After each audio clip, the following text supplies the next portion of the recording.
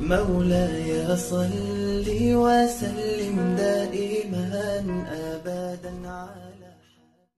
دوسرا حکم جو اللہ کے حقوق میں ہے وہ ہے اللہ کی راہ میں خرچ کرنا. آج مسلمان اپنی دولت پہ سانپ بن کے بیٹھ گیا ہے, دوسروں کے پیسے بھی کھا رہا ہے. یہ پیسہ اللہ نے دیا تو کچھ اپنے لیے, کچھ بیوی بچوں کے لیے, اور کچھ غربا اور مساکین کے لیے, مساجد کے لیے, مدارس کے لیے.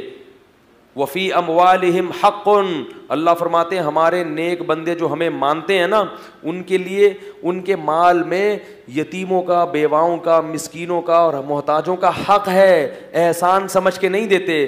وہ کہتے ہیں جیسے کسٹم میں آپ جب ٹیکس دیتے ہو تو ٹیکس لینے والا آپ کا شکریہ نہیں ادا کرتا کہ تھینک یو آپ نے 1 لاکھ روپے دیے. وہ کہتے ہیں یہ تمہارے باپ کو بھی دینا پڑے گا, گورنمنٹ کا لا ہے, قانون ہے.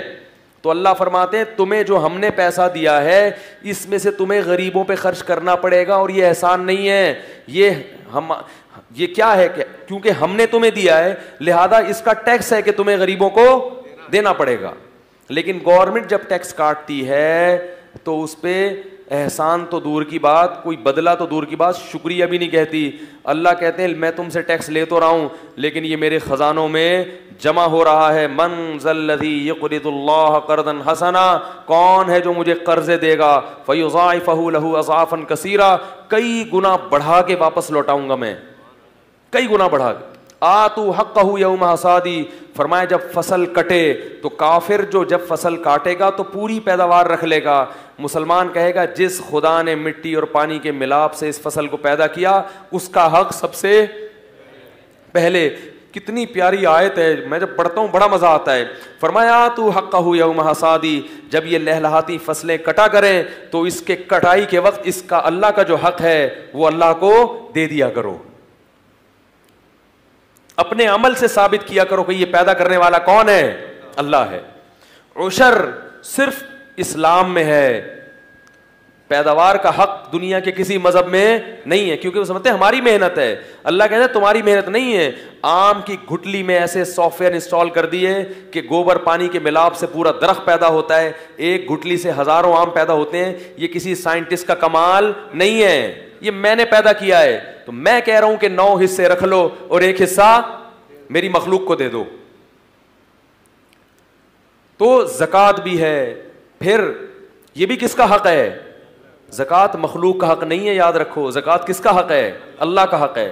اگر مخلوق کا حق ہوتا تو مخلوق کو آپ سے زبردستی زکوٰۃ لینے کی اجازت ہوتی.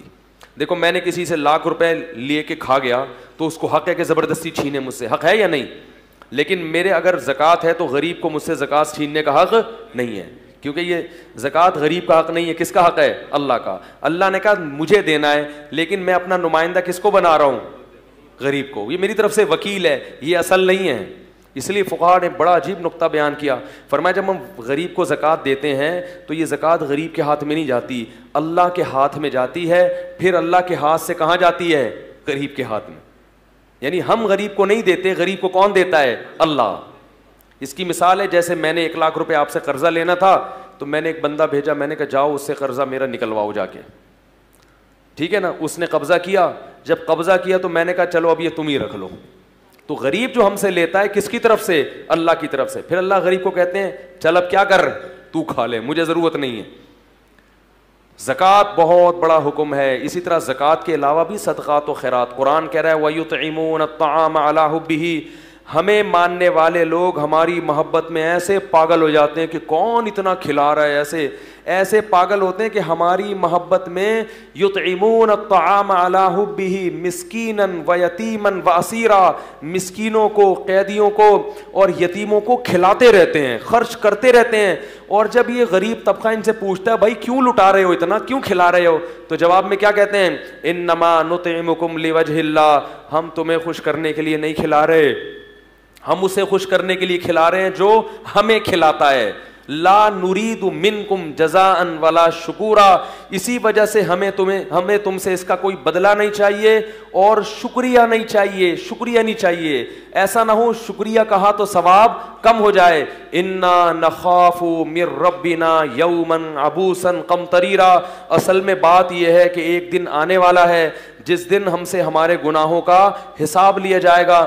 ہم چاہتے ہیں کہ اللہ کی مخلوق کو کھلا کے اس عذاب کو اپنے اوپر سے دور کریں. ہیں ان لوگوں کے لیے، ان لوگوں کے جو اپنے رب کو پہچانتے ہیں. یہ موٹے موٹے حقوق کس کے ہیں بھائی؟ اللہ کے. اللهم صل على سيدنا